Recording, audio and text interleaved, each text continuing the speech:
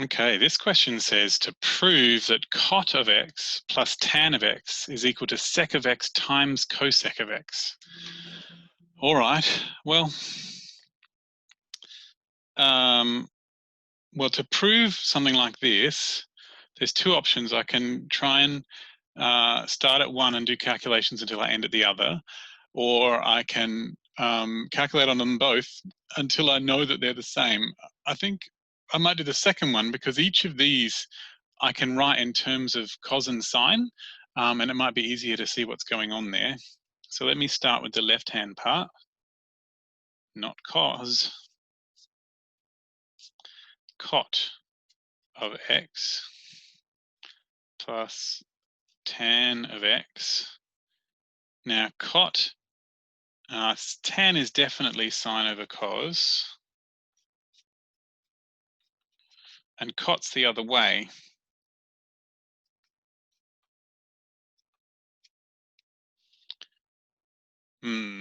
Okay.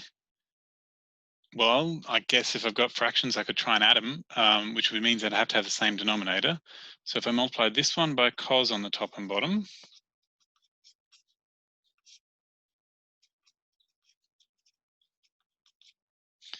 and this one by sine on the top and bottom,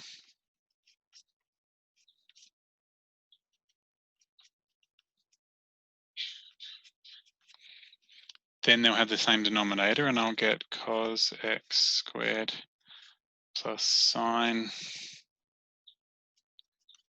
x squared over sine x cos x. And that would be 1 over sine x cos x. Okay, well, let me try the other one.